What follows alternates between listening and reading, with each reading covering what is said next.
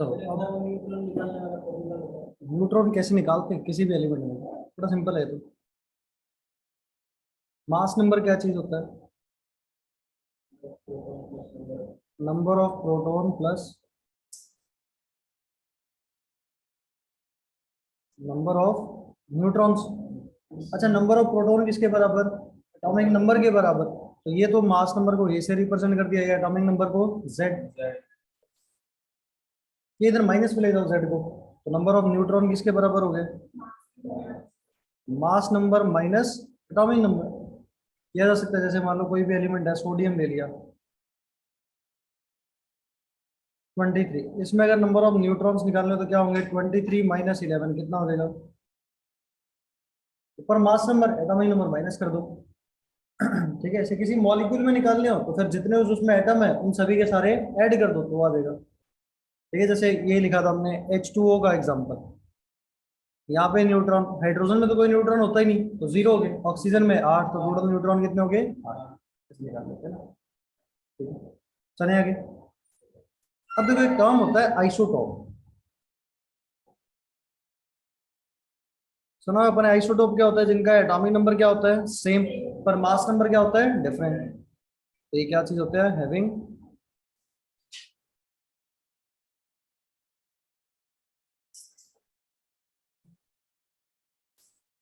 Same atomic number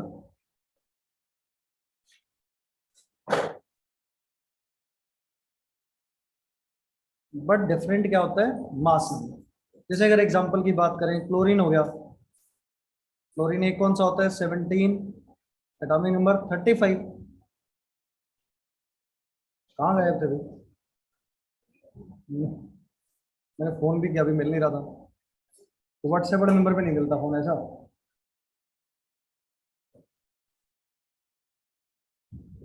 17 और ये क्या हो गया? 37। तो ये दोनों एक दूसरे के क्या है? आइसोटोप्स है। ऐसे कोई और एग्जांपल आइसोटोप का?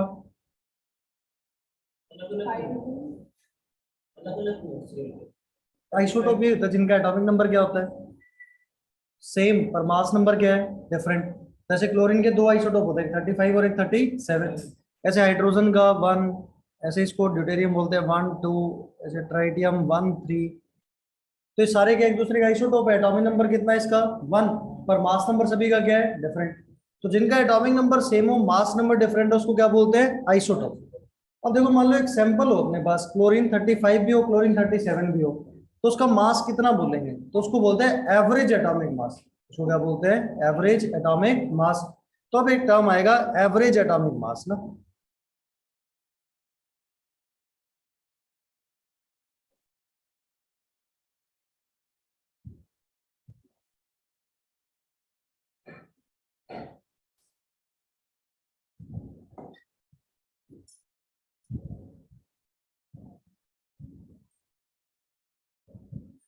देखो एवरेज एटॉमिक मास हम डिफाइन ही किसके लिए करते हैं? आइसोटॉपिक सैंपल के लिए ना।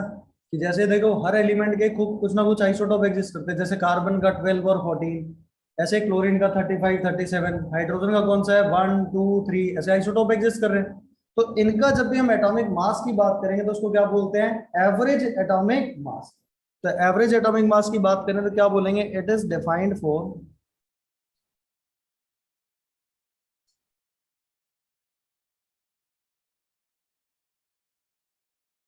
Isotopic sample. कि आइसोटॉपिक सैंपल के लिए हम क्या करते हैं? इसको डिफाइन करते हैं ना। अब एक बार लिखना छोड़ो, सुनो इधर।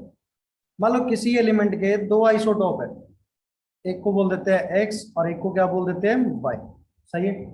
ठीक है, दोनों का एटॉमिक नंबर सेम रहा होगा पर मास नंबर डिफरेंट, तो एक का मास नंबर बोल देते हैं M1 और एक का मास नंबर क्या बोल देते हैं? M2। अच्छा, सैंपल में कुछ परसेंटेज एक्स का रहा होगा, कुछ परसेंटेज वाई का रहा होगा। तो अगर ये बता दे कि परसेंटेज सैंपल में कितना है किसी का, तो उसको बोलते हैं परसेंटेज अबंडेंस।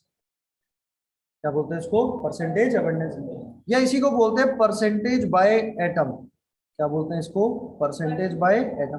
अच्छा ना, परसेंटेज बाय एटम का मतलब क्या है? मान लो टोटल 100 एटम लेता मैं, किसके? एक्स के और वाई के। मान लो एक्स के होते 25 एटम और वाई के होते 75 एटम, तो एक्स का परसेंटेज कितना हो जाता? 25%। वाई का कितना हो जाता? 75%। तो उसको क्या बोलते हैं? Percentage by atom. कि कितने परसेंट एटम किसी एक आइसोटोप के प्रेजेंट है, उसको क्या बोलेंगे? Percentage by atom. अब एक बात देखना, अगर नंबर ऑफ एटम का परसेंटेज पता चल जाए तो वही मोल का परसेंटेज रहा होगा, वही परसेंटेज किसका रहा होगा, मोल का। तो इसको तुम परसेंटेज बाय मोल भी बोल सकते हो ना। तीनों में से कुछ भी गिवन हो, ये दिख नहीं रहा ना, चलो बोल दूंगा, परसेंटेज बाय मोल लिखा हुआ है ना ये। तो मान लेते हैं इसका परसेंटेज कितना, मान लेते हैं कितना गिवन है, x1%, और दूसरे का परसेंटेज कितना गिवन है, x2%। तो यहाँ पे एवरेज एटॉमिक मास का फॉर्मूला क्या होता है, ध्यान से देखना, अब ये फॉर्मूला याद रहना चाहिए। क्या होता है, पहले x का मास ले लो m1, उसकी परसेंटेज कितनी है, x1, plus m2 multiplied by x2, और डिवाइड क्या करेंगे, x1 प्लस x2, नीचे क्या कर दो, परसेंटेज का सम कर दो, तो ये एवरेज का फॉर्मूला हो जाएगा। ऐसे मान लो अगर तीन आइसोटोप होते तो फॉर्मूला क्या होता, मान लो किसी एलिमेंट के तीन आइसोटोप भी हो सकते हैं क्या, तो फॉर्मूला क्या होता है, m1x1 plus m2x2 plus m3x3 upon x1 plus x2 plus x3। तो बहुत बेसिक सा एग्जांपल इसका क्या ले लें हम, क्लोरीन वाला एग्जांपल ले लेंगे। देखो सैंपल क्लोरीन 35 और ये क्या है, क्लोरीन 37। तो देखना क्लोरीन 35 वाले का परसेंटेज कितना होता है, 75%, और इसका कितना परसेंटेज होता है, 25%। तो परसेंटेज गिवन होंगे अपने को ना। तो बताओ एवरेज कितना निकालेंगे इसका, कैसे लिखोगे, मास हो गया 35, उसकी परसेंटेज कितनी है, 75, मास हो गया 37, परसेंटेज कितना है 25, और डिवाइडेड बाय 100। तो सॉल्व करेंगे तो कितना आ जाएगा, है ना, सॉल्व तो कर सकते हैं, अभी सॉल्व करोगे कितना आएगा, 35.5। तो ये कितना आ गया, यूनिट क्या होगी इसकी, KL। तो हमारी जगह क्लोरीन का मास 35.5 ही यूज करते हैं, तो 35.5 होता है क्या इसका एवरेज एटॉमिक मास। मतलब इस सैंपल में क्लोरीन 35 भी रहा होगा, क्लोरीन 37 भी रहा होगा, और उस सैंपल का जो एवरेज मास रहा होगा वो कितना रहा होगा, 35.5। तो हमेशा हम क्लोरीन का मास कितना बोलते हैं, एटॉमिक मास 35.5। पर वो सिर्फ एटॉमिक मास ना होगी, क्या चीज होता है वो, एवरेज एटॉमिक मास होता है ना। क्लियर है बातें, लिख लो इसको।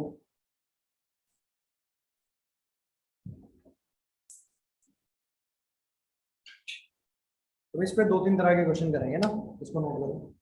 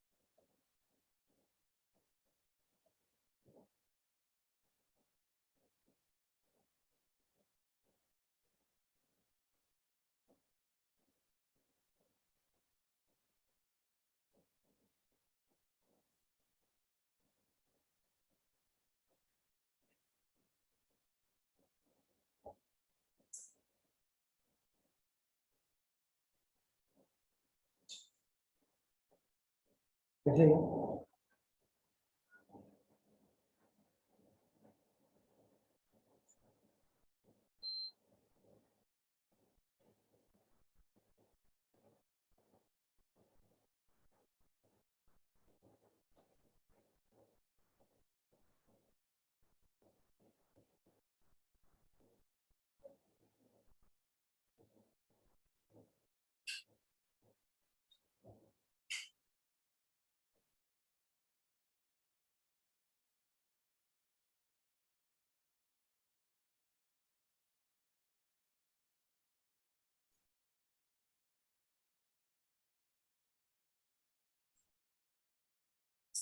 ये क्या है एमएवीजी?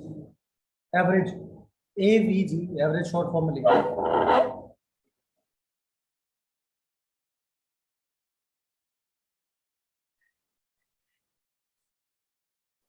मैथ जॉरी सर के पास ही जा रहे हो, वहां पे फिजिक्स केमिस्ट्री लगा रहे थे क्या डबल? वहाँ क्या चल रहा है केमिस्ट्री में? बोल।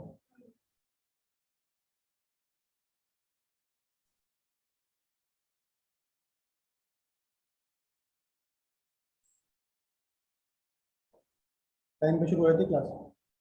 टाइम पे शुरू हो जाती क्लास?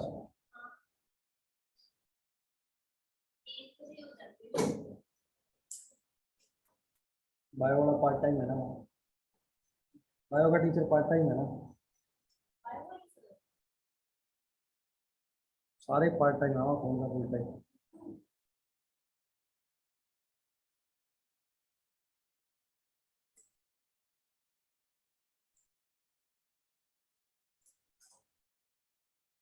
ठीक है क्या? चलो क्वेश्चन लिखो उस पर। मैथ्स तो कर पाओगे, सीधा मल्टीप्लाई प्लस ही करना पड़ेगा। तो एक दो क्वेश्चन करते हैं इस पे। क्वेश्चन है कह रहे हैं element x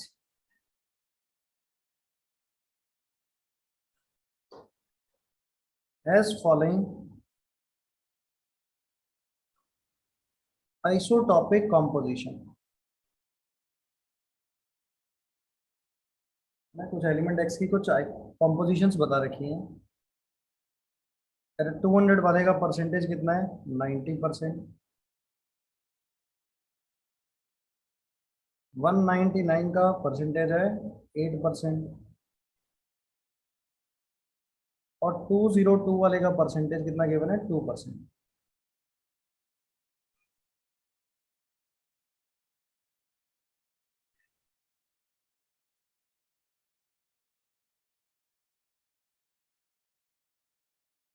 calculate average atomic mass of x.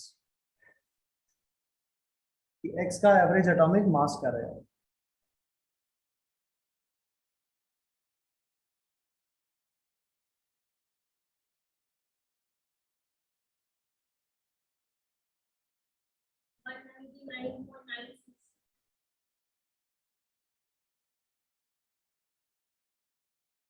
तीन वाला फॉर्मूला अप्लाई कर दो। m1 x1 plus m2 x2 m3 x3 और divided by x1 plus x2 plus x3।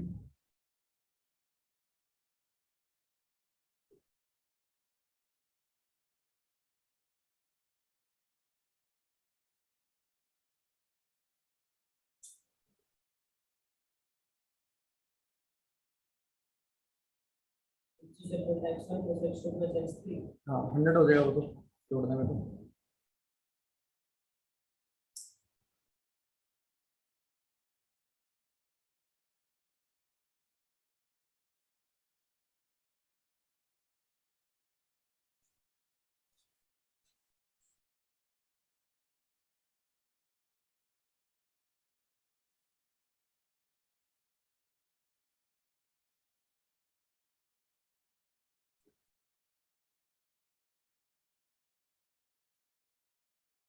यही फॉर्मूला होने वाला है। इसमें वैल्यूज तो सब्स्टिट्यूट करनी है अब सिर्फ।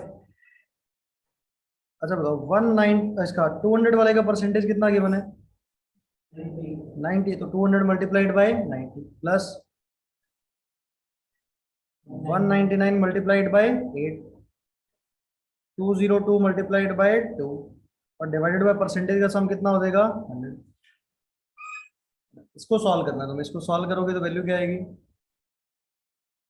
करके देखो 199.96 बनेगा। EMU लिख दो या फिर U लिख दो, क्योंकि एटॉमिक मास है। चेक करो, सॉल्व करो, यही आ रहा है क्या, मल्टीप्लाई कर सकते हो क्या, मल्टीप्लाई करके प्लस करना और 100 से डिवाइड करना है, करके देखो यही बनेगा।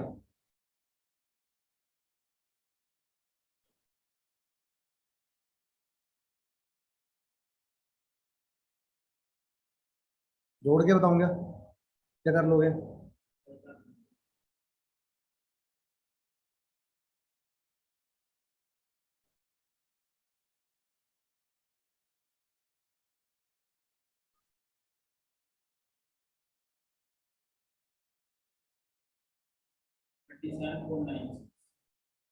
कैसे, ये कैसे किया तुमने, 200 इंटू 90 कितना हो गया, 18000 plus 199 into 8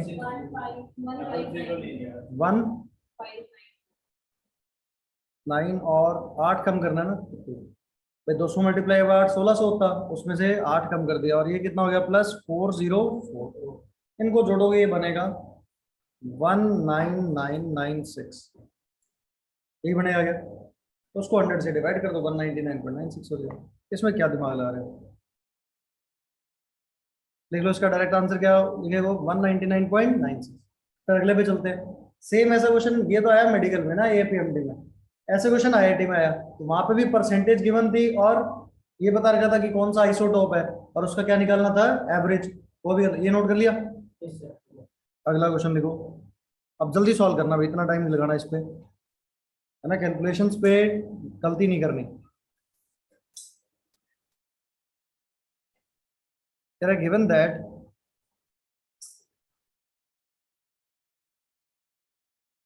abundance of isotopes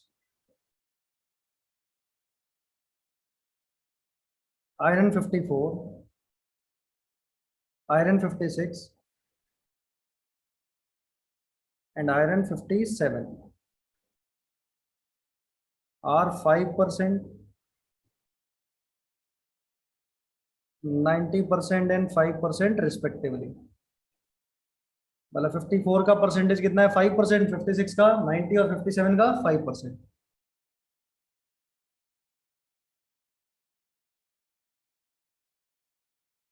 calculate average atomic mass of iron, Fe का एवरेज एटॉमिक मास क्या होगा ना। देखो ये आया IIT 2009 में, सिंपल सा सवाल, फॉर्मूला बेस ना।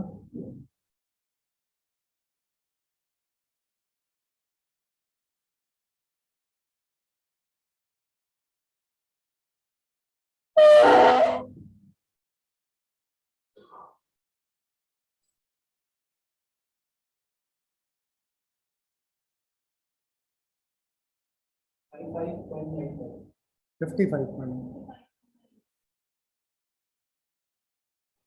100 से डिवाइड होगा, तो यहाँ पे भी 3 वाला फॉर्मूला लगाओगे क्या, कौन सा फॉर्मूला अप्लाई होगा, M1x1 plus M2x2 plus M3x3,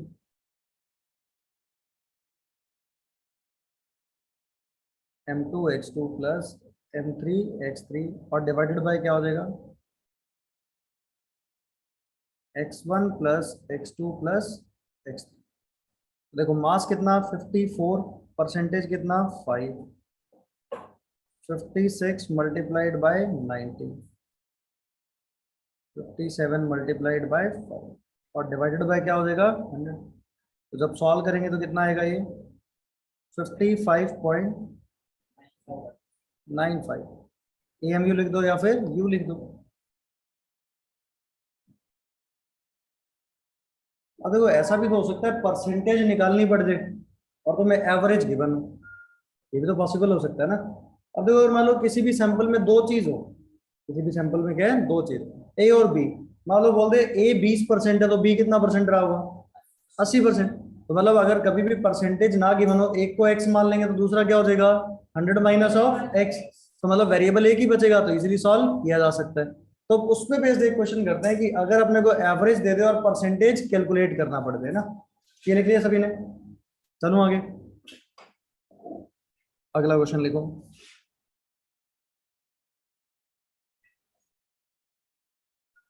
अरे sample of hydrogen and deuterium, isotope दे दिए एक, हाइड्रोजन है। ड्यूटेरियम ये हाइड्रोजन का ही होता है ना, हैज एवरेज एटॉमिक मास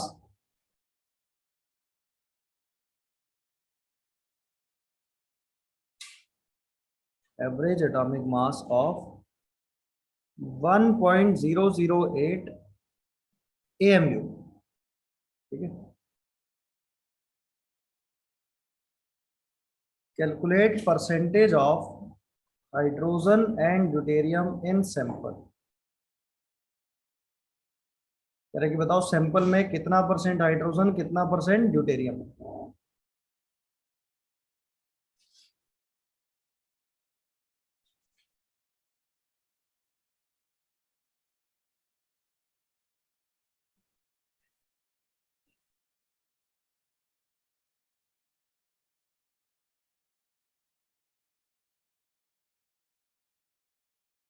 नीचे वाली सर हर बार 100 ही है।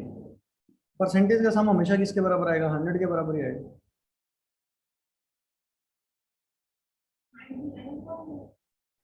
किसका?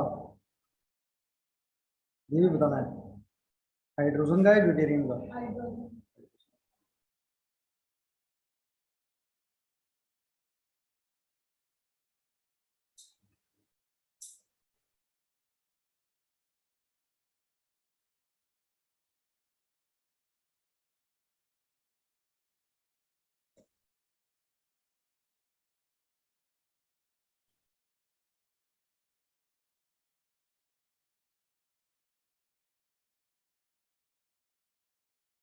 एक का x मान लो, एक का 100 - x मान लो, फॉर्मूले में सब्स्टिट्यूट कर दो। कटी है। कट क्यों देगा अभी? अच्छा। ऐसे कैसे हुआ?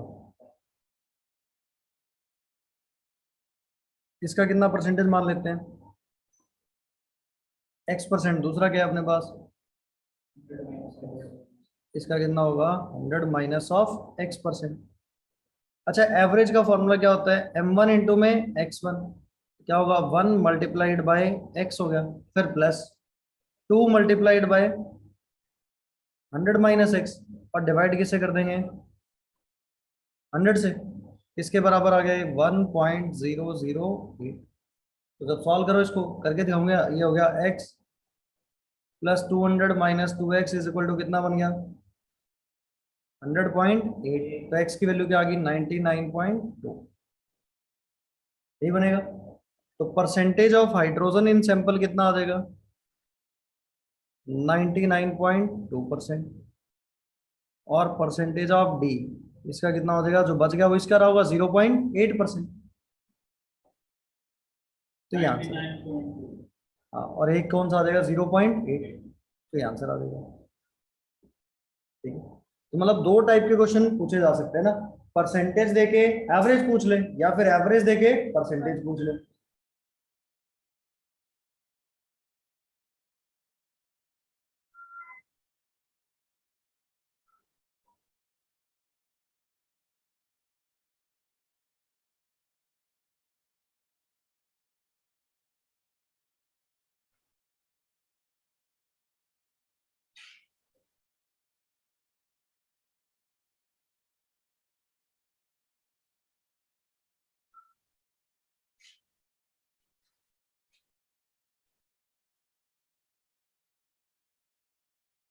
लिखिएगा, चले आगे।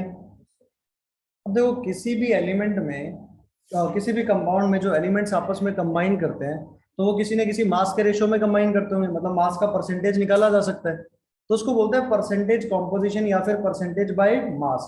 तो वो कैसे कैलकुलेट किया जाए उसकी बात करते हैं ना। तो अगली हेडिंग डालो, परसेंटेज कॉम्पोजिशन। ये नोट कर लिएगा, है ना? इसको हेडिंग डालो, ऐसे लिख देना, परसेंटेज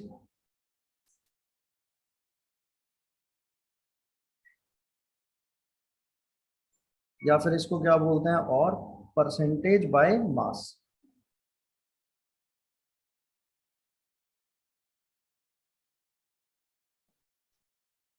परसेंटेज कॉम्पोजिशन या फिर क्या बोलेंगे परसेंटेज बाय मास। अब देखो इसको ना क्वेश्चन की फॉर्म में डील करते हैं, लिखना छोड़ो, सुनना एक बार बात ना। एक क्वेश्चन लिखते हैं, उसकी फॉर्म में फिर एग्जांपल करके समझते हैं, एक खुद सॉल्व करना ना। क्या बोला है कि कैलकुलेट परसेंटेज मास ऑफ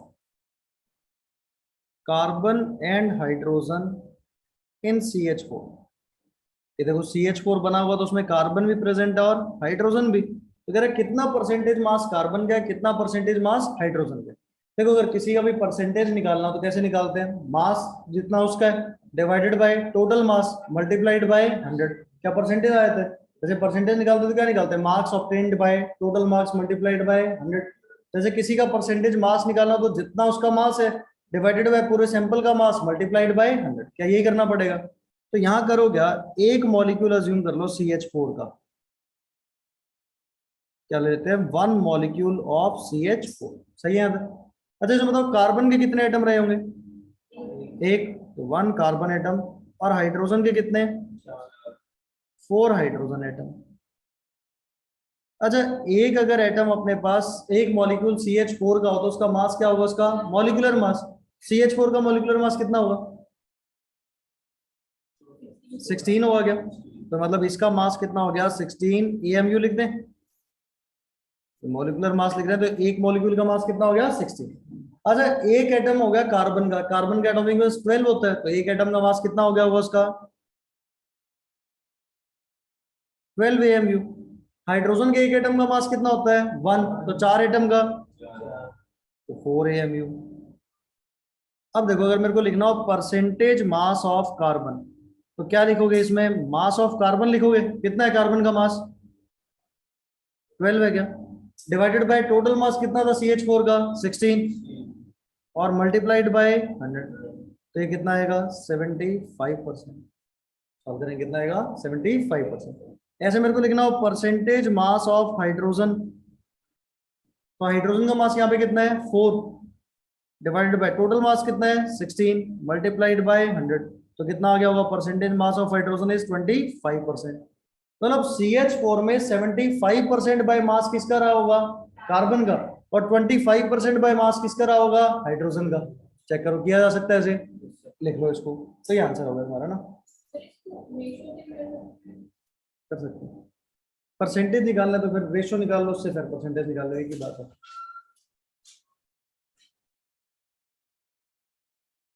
तो मास नंबर उसका हर बार गिवन होगा, किसका, जो भी देंगे ये सिंपल तो याद होना चाहिए, कार्बन हाइड्रोजन तो थोड़ा सा कोई टिपिकल होगा तो दे भी देगा, है ना, पर वो पूछता है ऐसे कार्बन हाइड्रोजन ऑक्सीजन नाइट्रोजन में ही है, तो फिर कभी गिवन नहीं होगी ना। एक क्वेश्चन में यहाँ लिख देता हूँ, उसको सॉल्व नहीं करना, फ्रैक्शन में छोड़ देना चाहिए ना।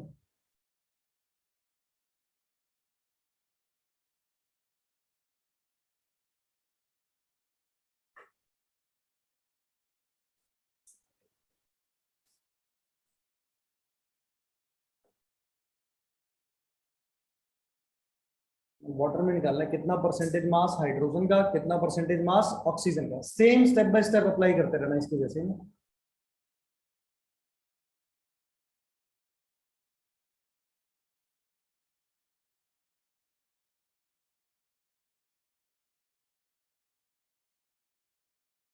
Hundred 800 बाय,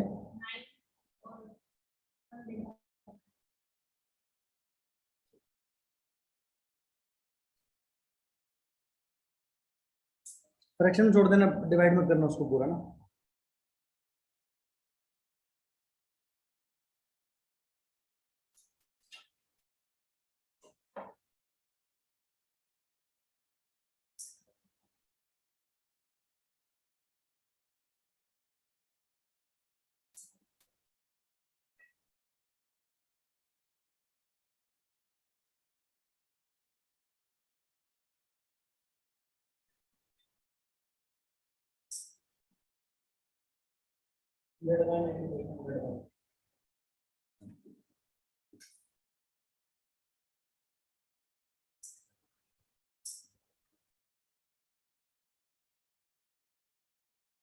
क्या ज्यूम करने हैं, एक मॉलिक्यूल किसका,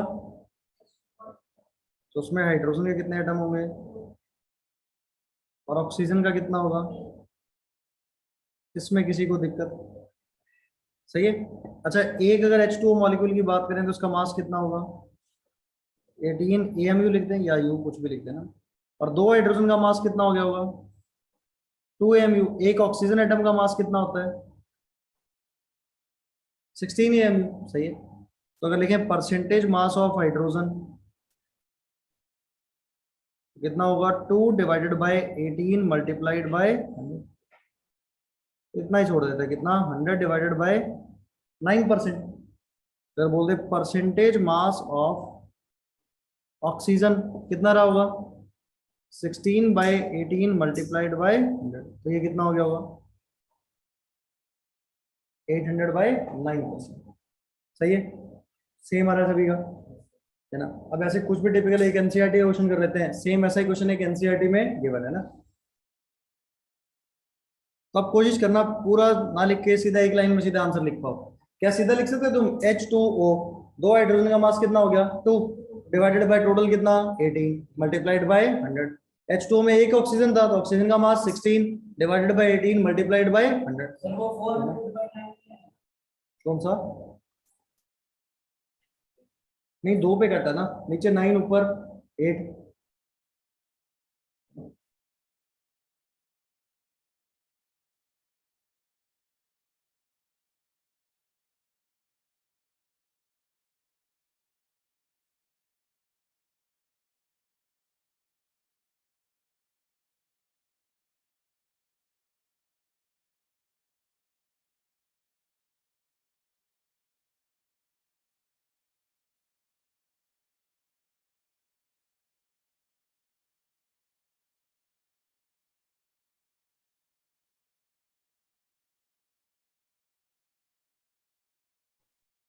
किसने कुछ पूछा था क्या अभी, कोई बात नहीं चल रही। अच्छा तू ये 400/9 क्या था, 800/9।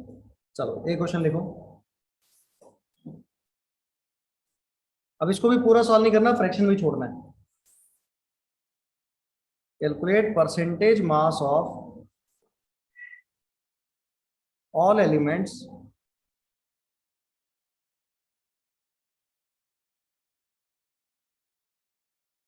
Present in sodium sulphate. अब देखो तुम्हारी सहूलियत के लिए बताया, तो सोडियम का एटॉमिक मास होता है 23, सल्फर का होता है 32 और ऑक्सीजन का होता है 60।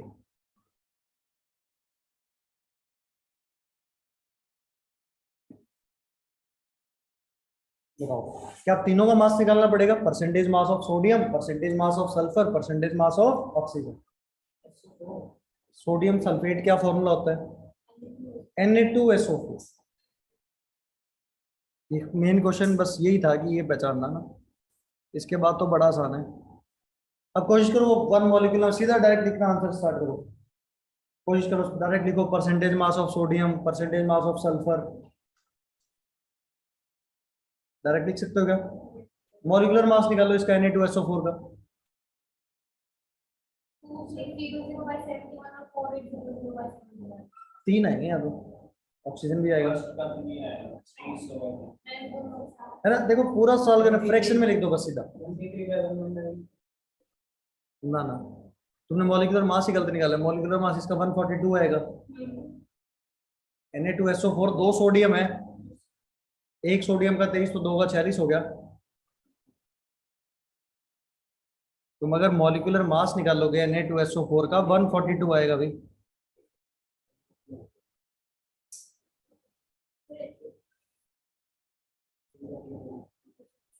हाँ सही है, 46 और 32 क्यों लिया, अच्छा सल्फर और वो, पर लिखो तो सही कि इसका मास कौन सा है। अच्छा एक बात हो, मॉलिक्यूलर मास ऑफ Na2SO4 निकाल पाओगे क्या, कितने सोडियम है, 2, तो 46 हो जाएगा। एक का 23, 2 का 46, 32, 16 4 जा 64, कितना बनेगा ये, यही आएगा ना। अब डायरेक्ट लिखना सीखते हैं, परसेंटेज मास ऑफ सोडियम लिखते हैं। अच्छा कितने सोडियम है यहाँ पे, 2, एक सोडियम का मास 23, 2 का 46 डिवाइडेड बाय टोटल मास कितना 142 मल्टीप्लाइड बाय, सॉल्व नहीं करना ऐसे छोड़ देते हैं ना। Percentage mass of sulphur 32 by 142 multiplied by 100। ऐसे परसेंटेज मास ऑफ ऑक्सीजन क्या होगा? ऑक्सीजन का कितने ऑक्सीजन है यहाँ पे चेक करो, 4। 64 बाय 142 मल्टीप्लाइड बाय 100। चेक करो, क्लियर है? अब देखो बहुत बार ना क्वेश्चन पूरा नहीं पढ़ते ढंग से तो गलत हो जाता है ना। जैसे अभी ये क्वेश्चन कराता हूँ, देखना तुम गलत करोगे। वो क्वेश्चन ना पढ़ने की वजह से ना गलत हो जाता है। ये तो लिख पाओगे सभी क्या एनसीईआरटी क्वेश्चन है, इसमें तो कोई परेशानी नहीं है। एनसीईआरटी में सीधा सीधा सवाल ना, स्कूल के पेपर में अगर कोई देगा तो आ भी देगा। चले आगे। अब क्वेश्चन आया एक साल जेईई मेन में, पिछले से पिछले साल। Calculate percentage by atom of carbon in CH4।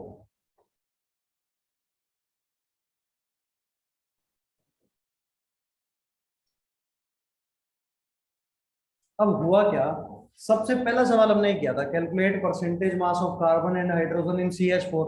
बच्चों को वही याद होता है ना, सभी 75% लगा के आगे। पर वो क्या चीज है, परसेंटेज बाय मास। इसने क्या बोला है, परसेंटेज बाय एटम। क्या दोनों चीजें सेम तो नहीं है? इसका कितना आएगा, कैसे? तो क्योंकि ये एक एटम में कुछ आ रहा है 2:4 हाँ तो फिर 1:4 का रेशो में 1/5 नहीं करना पड़ेगा, 20% नहीं बनेगा, हाँ 20 है ना? अब देखो क्या कह रहे हैं, अब क्वेश्चन ना पढ़ने के चक्कर में क्या -1 हो जाता है क्या? और ऑप्शन था 75%, मैक्सिमम बच्चे 75% लगा के आए थे। क्यों? क्वेश्चन पूरा पढ़ा नहीं। Calculate percentage of carbon in CH4, वो देखा परसेंटेज बाय मास तो पूछ ही नहीं रहा, क्या पूछ रहा है, परसेंटेज बाय एटम। तो अगर एटम पूछ रहा है तो एक बात बताओ, CH4 में एक कार्बन का एटम है तो हाइड्रोजन के कितने एटम है? चेक करो, यही है क्या? अच्छा टोटल एटम कितने हो गए, 5। उस 5 में से कार्बन का कितना है, 1। तो अगर percentage by atom of carbon निकालना हो तो जितने कार्बन के एटम है डिवाइडेड बाय टोटल एटम कितने, 5 मल्टीप्लाइड बाय 100, कितना परसेंट आएगा, 20%। क्या क्वेश्चन तो टफ नहीं था, सिर्फ क्या कहानी थी कि हमने क्वेश्चन ढंग से पढ़ा नहीं, तो हम आंसर क्या मार्क कर देते वहां पे, 75%। तो इसलिए क्वेश्चन ढंग से पढ़ना सबसे इंपॉर्टेंट चीज है ना। ठीक है, लिख लो इसको। तो ये आंसर था, ये एक लाइन का क्वेश्चन था, जिसने पढ़ लिया होता।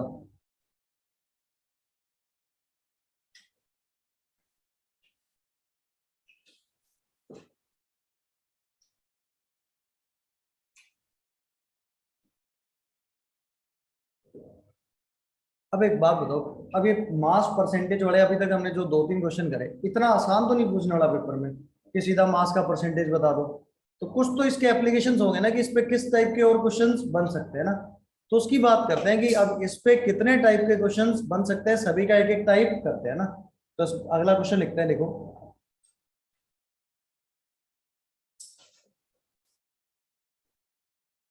तो एक कंपाउंड ऑफ सल्फर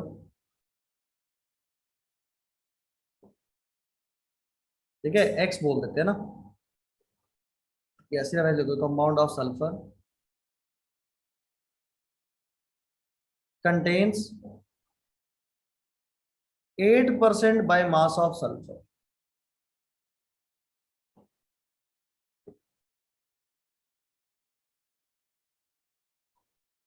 बोला कैलकुलेट लीस्ट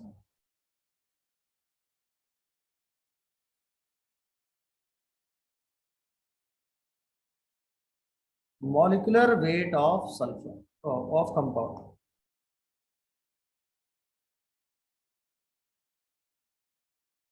तो ये टाइप ऑफ क्वेश्चन, ये देखो क्वेश्चन की फॉर्म में कॉन्सेप्ट पढ़ रहे हैं ना, तो इस पे स्टार भी मार्क कर देते हैं, ऐसे क्वेश्चंस पूछे जाते हैं। कि कंपाउंड दे दिया उसने और बोला उसमें 8% बाय मास किसका है, सल्फर का। तो कह रहा है कि बताओ उसका लीस्ट मॉलिक्यूलर वेट क्या होगा। क्वेश्चन लिखो और फिर ध्यान से सुनना इसको कैसे सॉल्व करते हैं ना ऐसे क्वेश्चंस को। ये फिक्स अप्रोच है, अगर कभी लीस्ट मॉलिक्यूलर वेट सॉल्व कराए तो कैसे क्वेश्चन को सॉल्व करना है ना। अभी देखो सॉल्व कैसे करना है, बड़ा सिंपल सा क्वेश्चन है, देखो कैसे करना है। क्या करो यहाँ पे, एक मॉलिक्यूल ऑफ क्या मान लेते हैं, कंपाउंड। सुनना एक बार, ये इसी तरीके से सॉल्व करना है अपने को। हमने क्या माना, वन मॉलिक्यूल ऑफ कंपाउंड मान लिया। क्लियर है? अब सुनना एक बार बात, इसे बताओ सबसे लीस्ट एटम कितने हो सकते हैं सल्फर के। मालूम मैं कह रहा हूँ एक कंपाउंड है, उसमें सल्फर तो प्रेजेंट है, तो सबसे लीस्ट नंबर ऑफ एटम कितने हो सकते हैं, एक। भाई अगर सल्फर प्रेजेंट हो रहा है तो सबसे लीस्ट कितना होना पड़ेगा, एक। तो अगर तुम्हें कभी लीस्ट मॉलिक्यूलर वेट निकालना है तो सबसे लीस्ट नंबर ऑफ एटम मान लो। तो एक मॉलिक्यूल अगर कंपाउंड एक्स का है तो उसमें क्या मान लेंगे, वन एटम ऑफ सल्फर। तो उसमें सल्फर कितना प्रेजेंट है, सिर्फ एक। अच्छा ये बताओ अगर एक मॉलिक्यूल का है कंपाउंड का, तो उसका जो वेट होगा वो इसका मॉलिक्यूलर वेट होगा क्या। मॉलिक्यूलर वेट क्या चीज होता है, मास ऑफ वन मॉलिक्यूल। तो एक मॉलिक्यूल का मास क्या होगा, उसका मॉलिक्यूलर वेट एम मान ले, पता नहीं अपने को। इसका मास मान लेते हैं कितना, एम ए एम। ये क्या चीज हो गया, इसका मॉलिक्यूलर वेट हो गया क्या। एक मिनट में आया बोल दे, कभी नहीं बोल बैठे। मॉलिक्यूलर वेट कितना हो गया, एम ए एम। अच्छा सल्फर के एक एटम का मास कितना होता है, ये बताइए। सल्फर का एटॉमिक मास अभी देखो ऊपर पहले पिछले क्वेश्चन में लिखे हैं, कितना होता है, 32। इतनी बात समझ आ रही है। अच्छा अगर तुम्हें परसेंटेज मास ऑफ सल्फर निकालना हो, कैसे निकालोगे। क्या होता है, मास ऑफ सल्फर कितना है अपने पास, 32 डिवाइडेड बाय टोटल मास कितना है, एम। यही था ना, मल्टीप्लाई किससे करते हैं, 100 से। ये किसके बराबर गिवन है क्वेश्चन में, 8 के बराबर। तो यहां से एम सॉल्व करो, कितना आ गया, क्या 400 आ जाएगा क्या, कितना आ जाएगा 400 एम। क्या लीस्ट मॉलिक्यूलर वेट कितना हो गया इसका, 400। तो अब ये फिक्स चीज है, कभी भी लीस्ट मॉलिक्यूलर वेट निकालना होगा तो उसके एक मॉलिक्यूल में कितना एटम अज्यूम कर लोगे, एक ही।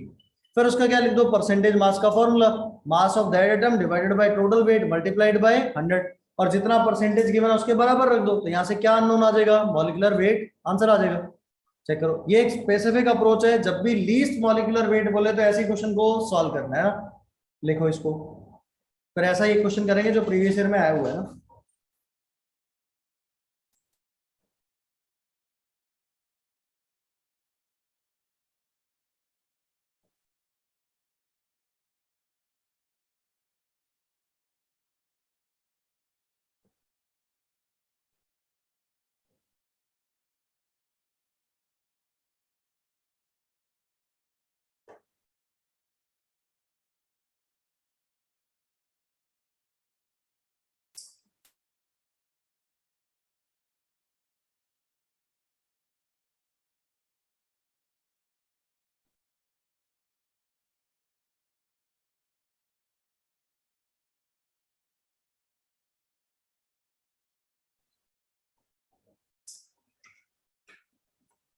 लिखिएगा।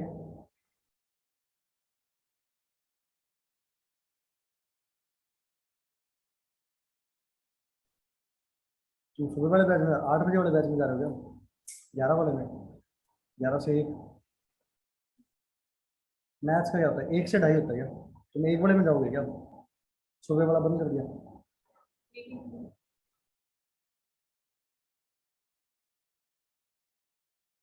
समझ आ रहा है ना, हाँ, समझ आ रहा नहीं आ रहा, ब्लॉक करा है। लॉग आता है तुम्हें, लॉग में तो बहुत सारी चीजें होती है। अच्छा अभी लॉग शुरू हुआ था क्या, या लॉग तो खत्म हो गया होगा।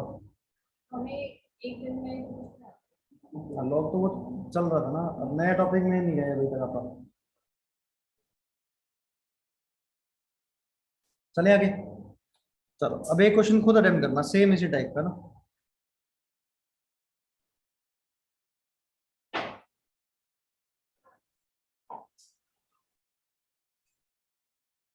परसेंटेज ऑफ सेलेनियम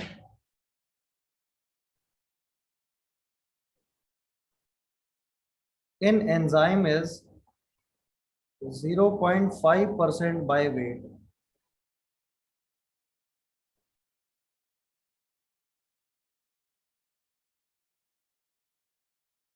Calculate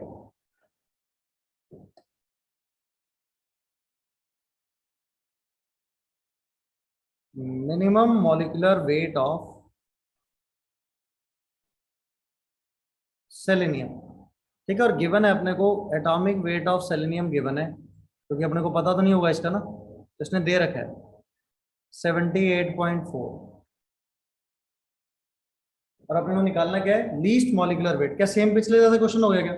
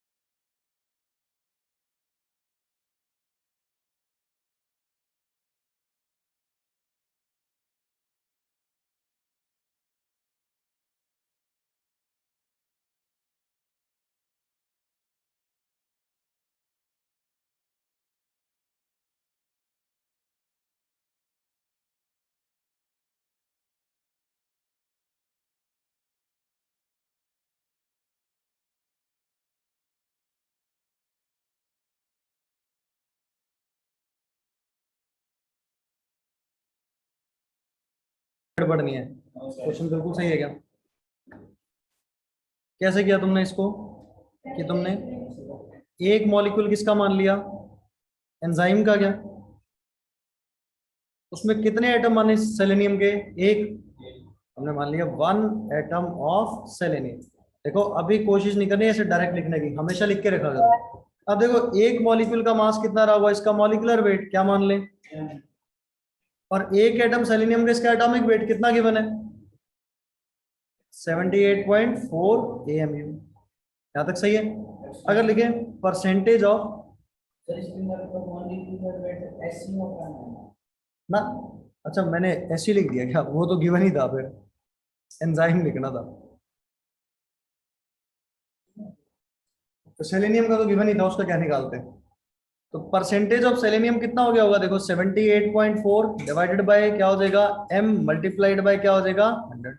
किसके बराबर गिवन है ये, 0.5। तो यहाँ से m सॉल्व करोगे क्या आ जाएगा 15680, और यूनिट क्या आ जाएगी इसकी AMU। बताओ इसमें कोई दिक्कत, कर पाएंगे सॉल्व? अच्छा जरूर करना हमेशा लीस्ट मॉलिक्यूलर वेट ही निकलवाए। कभी ऐसा भी हो सकता है कि मॉलिक्यूलर वेट दे दे, और यहाँ जो हम अज्यूम कर रहे हैं खुद के मन से कि एक एटम है, ये भी तो पूछ सकते हैं बताओ कितने एटम रहे होंगे, ये भी तो पॉसिबल है ना। जैसे हमने तो अभी खुद के मन से मान लिया एक एटम, मान लो कितने एटम होते हैं, एक्स एटम होते, तो वो एक्स सॉल्व भी करा सकता है अपने से, तो वो उस पर क्वेश्चन कैसे आएगा उसकी बात करते हैं ना। ये नोट कर लिया सभी ने? चलो अगला क्वेश्चन लिखो।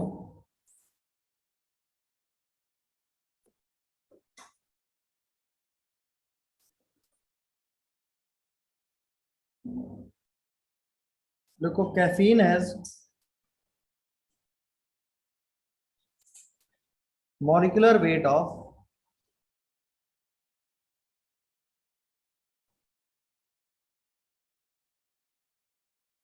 as molecular weight of 194। Caffeine का मॉलिक्यूलर वेट कितना है 194, ठीक है। कह रहा है it contains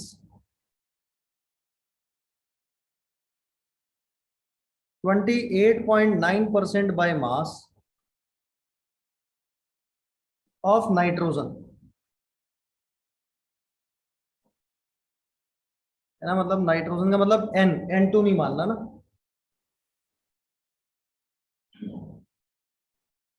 calculate number of nitrogen atoms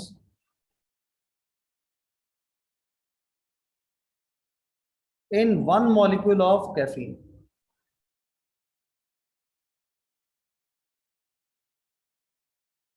कि एक मॉलिक्यूल कैफीन में कितने नाइट्रोजन एटम्स होंगे।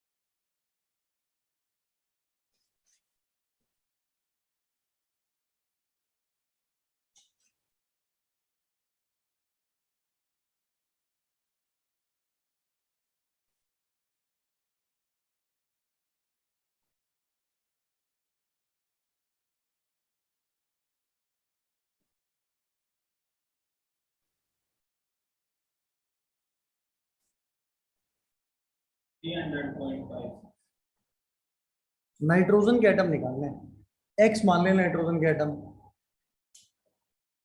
मॉलिक्यूलर वेट जो हम पहले m मान रहे थे, अब वो तो गिवन ही है कितना 194। अब उसमें एक मॉलिक्यूल में x एटम मान लो, तो x की वैल्यू सॉल्व कर ली। एक मॉलिक्यूल में x एटम मान लो, तो वो x निकालने कितने एटम्स रहे होंगे। मॉलिक्यूलर वेट तुम्हें गिवन ही है 194।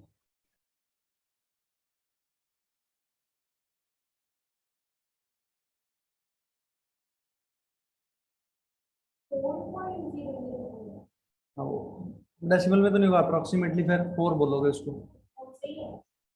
4 ही आना चाहिए।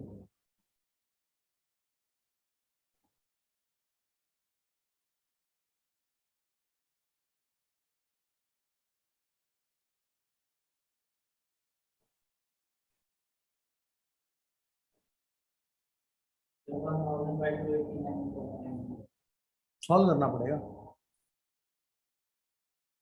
बिना सॉल्व किए कैसे पता चला क्या आ रहा है? सॉल्व करके देख क्या आता है।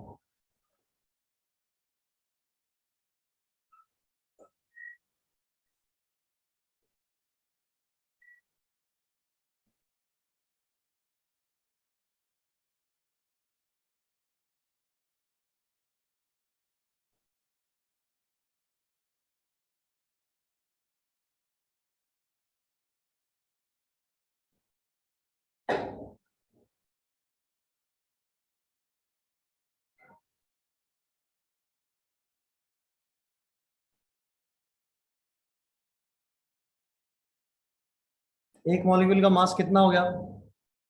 मॉलिक्यूलर वेट इसका कितना हो गया? 194। देखो मैं लिख देता हूँ यहाँ पे 194 AM। एक नाइट्रोजन का मास कितना होता? 14। तो एक्स का कितना हो जाएगा? बताओ एक बार, इतनी बात सही है क्या? बताओ। अब परसेंटेज मास ऑफ नाइट्रोजन बताओ क्या होगा? मास ऑफ नाइट्रोजन कितना है अपने पास? 14x divided by total mass कितना है? 194 मल्टीप्लाइड बाय 100। सही है। किसके बराबर गिवन है ये? 28.9 के। इसको सॉल्व करना था, तो इसको सॉल्व करोगे तो x की वैल्यू क्या आएगी? 4 आएगा ना। अब एग्जैक्ट 4 नहीं आ रहा होगा, 4.00 समथिंग आ रहा होगा ना। तो वो है क्या? 10 to 4। ये एटम तो कभी ऐसे नहीं हो सकते ना 4.1 एटम। एटम तो इंटीजर में रहे होंगे। एक नाइट्रोजन का मास, एक नाइट्रोजन का 14 होता है, तो एक्स एटम का 14x, तो वही लिखा 14x मास हो गया उसका। तो यहां से x की वैल्यू कितनी आ जाएगी? 4। तो ये इतने एप्लीकेशन है किसके? परसेंटेज मास के ना। अब आगे एक और एप्लीकेशन आएगा जहां से हम मॉलिक्यूलर फॉर्मूला डिटरमाइन कर पाएंगे ना। कि मान लो ऐसा बोलते हैं कि कंपाउंड है कार्बन हाइड्रोजन का, कार्बन का मास 75%, हाइड्रोजन का 25%, बताओ मॉलिक्यूलर फॉर्मूला क्या होगा? तो वो कैसे कैलकुलेट करें उसके बारे में बात करते हैं। तो एक हेडिंग डालेंगे molecular formula and empirical formula ना। तो पहले तो डेफिनेशन पढ़ेंगे क्या होता है मॉलिक्यूलर फॉर्मूला, क्या होता है इंपेरिकल फॉर्मूला, फिर कैसे उसको कैलकुलेट करते हैं उसकी बात करेंगे। एक बार ये चेक करो क्वेश्चन सही है क्या, सॉल्व कर लो। देखो कैलकुलेशन करनी पड़ेगी, उसका कोई इलाज नहीं है ना।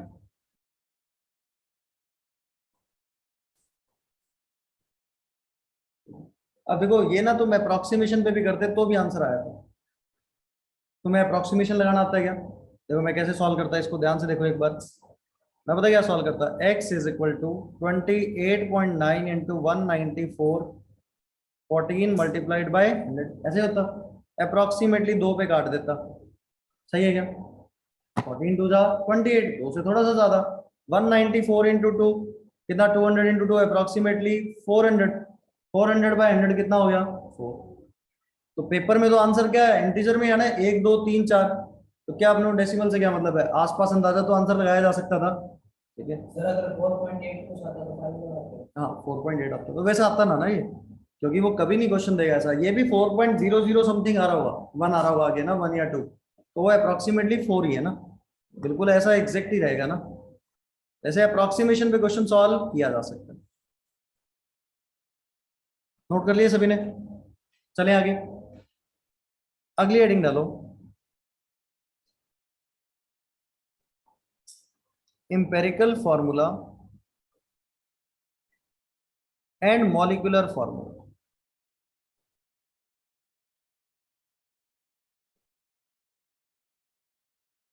कि empirical formula क्या होता है और molecular formula क्या होता है।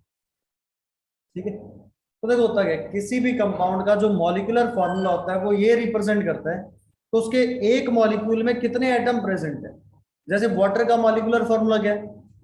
H2O। क्या बताता है कि उसके एक मॉलिक्यूल में हाइड्रोजन के कितने एटम है? 2। और ऑक्सीजन का कितना एटम है? 1। ऐसे मान लो C2H6 क्या बता रहा है? कार्बन कितने हैं? 2। हाइड्रोजन कितना है? 6। तो ये क्या चीज रिप्रेजेंट करता है? मॉलिक्यूलर फॉर्मूला ना। तो पहला डेफिनेशन लिखते हैं मॉलिक्यूलर फॉर्मूला। देखो पूरी केमिस्ट्री में जहां पे हम ऐसे लिखेंगे ना m डॉट एफ, उसका मतलब क्या होगा, मॉलिक्यूलर फॉर्मूला। जहां पे ऐसे लिखेंगे E डॉट एफ, उसका मतलब क्या होगा, एम्पेरिकल फॉर्मूला। तो पहली डेफिनेशन लिखो, molecular formula of compound represents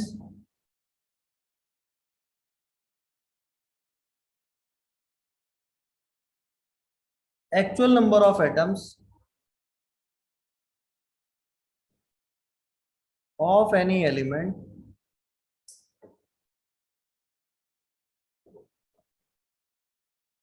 present in a compound। तो मॉलिक्यूलर फॉर्मूला क्या रिप्रेजेंट करता है कि एक्चुअल में कितने एटम्स किसी एलिमेंट के किसी कंपाउंड में प्रेजेंट है। अच्छा तुमने नाइन्थ उसमें 10th क्लास में इथेन नाम का वर्ड सुना था क्या? इथेन का मॉलिक्यूलर फॉर्मूला बताओ। C2H6, यही बताता ना। तो ये क्या रिप्रेजेंट कर रहा है कि कार्बन के कितने एटम है, 2, हाइड्रोजन के कितने एटम है, 6। तो ये क्या होगा, इथेन का molecular formula.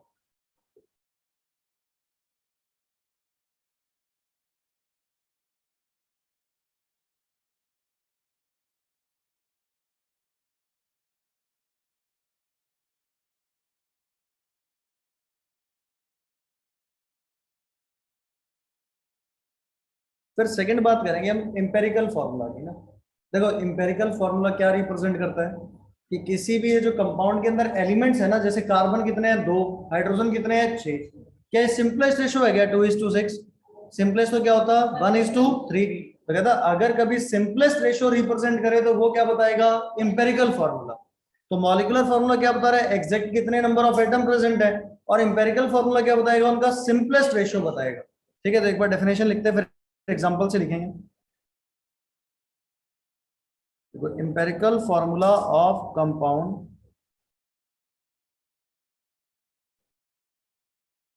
represents simplest ratio of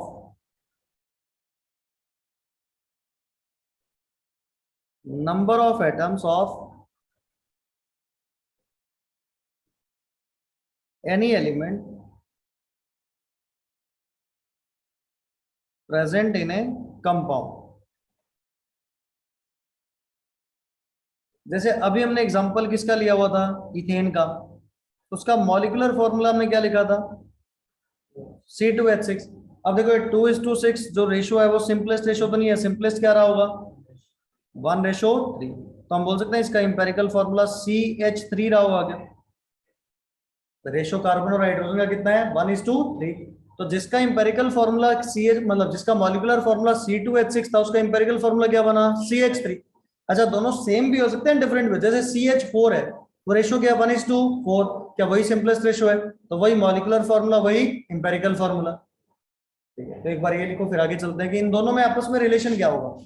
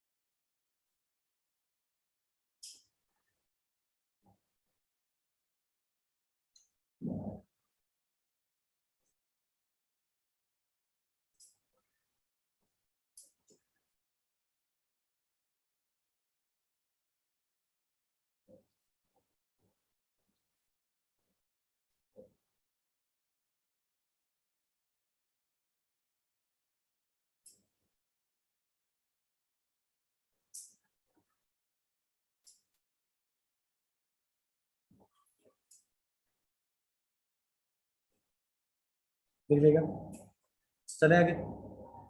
अब इनमें रिलेशन देखो, अगर मैं CH3 को 2 से मल्टीप्लाई कर दूं क्या C2H6 आ जाएगा क्या। तो मतलब इंपेरिकल फॉर्मूला को किसी नंबर से मल्टीप्लाई करते हैं तो वो क्या दे देगा अपने को, मॉलिक्यूलर फॉर्मूला। तो देखो क्या होता है यहाँ पे, रिलेशन देखना एक बार कि जो मॉलिक्यूलर फॉर्मूला होता है वो क्या चीज होता है, n मल्टीप्लाइड बाय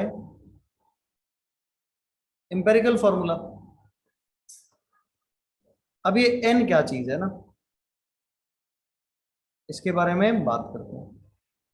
देखो ये n कोई ना कोई इंटीजर रहा होगा, n की वैल्यू या तो 1 रही होगी या फिर 2 या फिर 3 सो ऑन। कभी फ्रैक्शन नहीं हो सकता है, n हमेशा क्या रहा होगा, इंटीजर, 1 2 3 4 पॉजिटिव इंटीजर। अब ये n निकालें कैसे, तो उसके लिए एक एग्जांपल करते हैं। C2H6, इसका बताओ मॉलिक्यूलर मास क्या होगा, या मॉलिक्यूलर वेट बोल दें।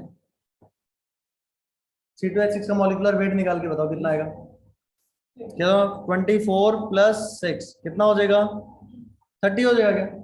अच्छा ऐसे इसका इंपेरिकल फॉर्मूला था CH3, इसका इंपेरिकल फॉर्मूला मास बताओ। कार्बन का कितना हो गया 12, 3 हाइड्रोजन तो कितना हो गया 15 हो गया क्या। तो अगर मैं मॉलिक्यूलर वेट को इंपेरिकल फॉर्मूला मास से डिवाइड कर दूं तो कितनी वैल्यू आ गई 2, तो क्या वो n की वैल्यू ही है क्या। देखो CH3 को 2 से मल्टीप्लाई करो क्या बनेगा C2H6। तो अगर कभी n की बात करनी हो तो n बोला जा सकता है क्या चीज होता है, मॉलिक्यूलर वेट डिवाइडेड बाय क्या होगा,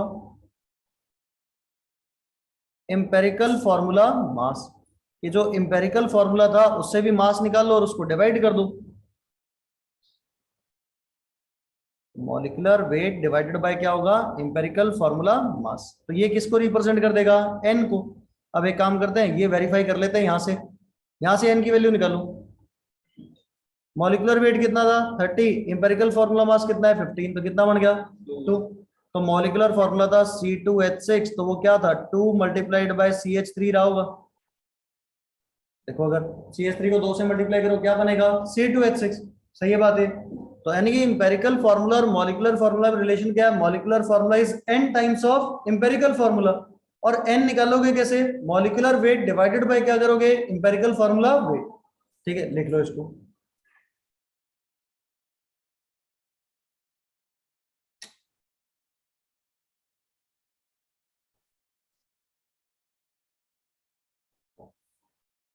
फिजिक्स में क्या चल रहा है रीना पे, फिजिकल क्वांटिटी। लिख रखा है तुमने कुछ, कॉपी बनाई है कोई। और केमिस्ट्री में वहां क्या मोल कितना हो गया दिखाना। वो लगभग तो थोड़ा ही हुआ है, कल तो क्लास लगी ही नहीं। क्यों, मतलब सर आए थे बट कोई टेक्निकल इशू हुआ है इसके लिए। क्लास ही नहीं वेले बैठे रहे। हाँ ऐसी वर्कशीट ही क्वेश्चंस कर रहे हैं। अच्छा तो फिजिक्स लिखो, केमिस्ट्री का लिखा नहीं है तुमने। अलग अलग हो रहा है।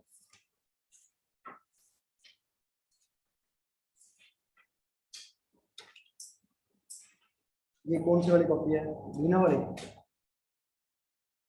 ये एक्सपायरिंग है।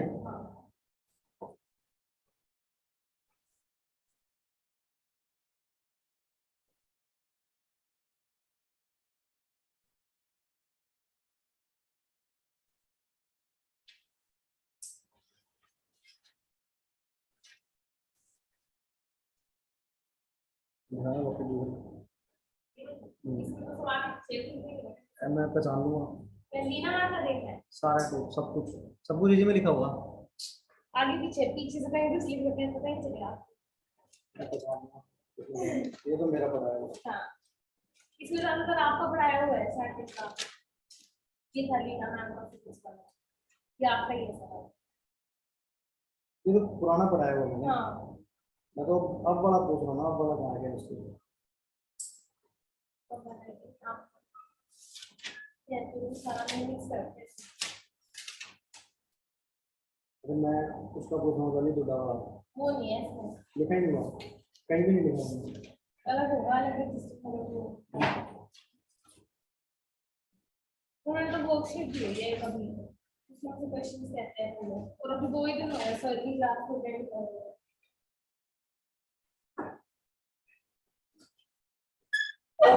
लिख लिया क्या सभी ने।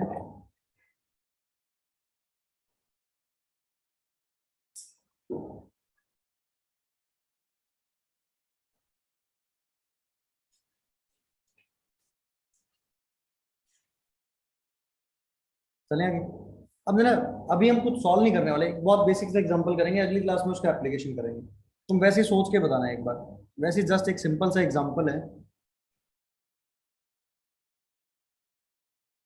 कार्बन और हाइड्रोजन का ना मास का रेशियो गिवन है। क्या गिवन है, मास का रेशियो कितना गिवन है, 3:1 मान लेते हैं 1। मास रेशो कितना गिवन है 3:1। कह रहे इसका बताओ मॉलिक्यूलर फॉर्मूला क्या होगा या इंपेरिकल फॉर्मूला क्या होगा, है ना। अभी बड़ा बेसिक सा समझ रहे हैं, इसको बाद में स्टेप बाय स्टेप करना सीखेंगे। अब एक बात देखो, अगर तुम्हें कभी मास गिवन हो तुम मोल्स निकाल सकते हो। मास गिवन मोल्स कैसे निकालते हो, गिवन मास बाय, बहुत बढ़िया, मोल्स का रेशो क्या हो जाएगा यहाँ पे, इसका मास कितना 3, मोलर मास कितना कार्बन का 12, यहाँ रेशो लिख देते हैं 1/1, सही है। तो ये क्या बन गया 1/4, सही है क्या। अच्छा देखना ये सिंपलेस्ट रेशो तो नहीं है, सिंपलेस्ट रेशो क्या रहा होगा 4 से मल्टीप्लाई कर दें क्या। अगर कभी ऐसा लिखा हो 1/4:1, सिंपलेस्ट रेशो तो नहीं है ये, इसको किससे मल्टीप्लाई कर दें 4 से, तो क्या बन जाएगा,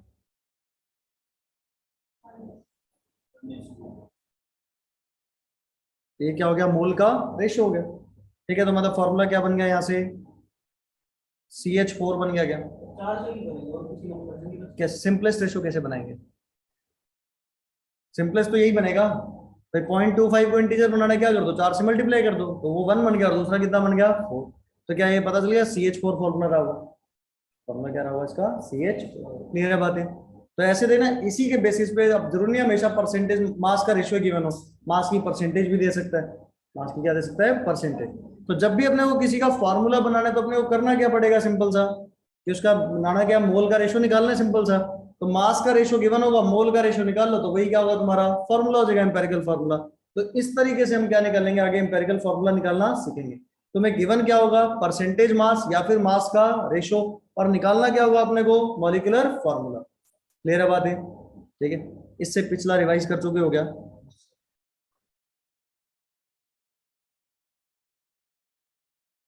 पढ़ते हो घर जाके नहीं पढ़ते, पिछला पढ़ लिया क्या पूरा। देखो हम बहुत सारा टॉपिक आगे चल चुके हैं, हम खूब सारा पार्ट, जो मोल का पहला पार्ट है ना वो लगभग हम लगा लो डेंसिटी वेंसिटी की बात करने के बाद एक पार्ट खत्म कर लेंगे हम, है ना। तो आपका कोई बिल्कुल ऑन टाइम ऑन ट्रैक है ना, तो चलते रहेंगे इसी पेस पे और चीजें, क्योंकि जो 1-1.5 महीना लेट है कहीं तो पूरा करेंगे, है ना। तो वो चलता रहेगा काम ना, तो रोज अपना डेली रिवाइज करते रहो।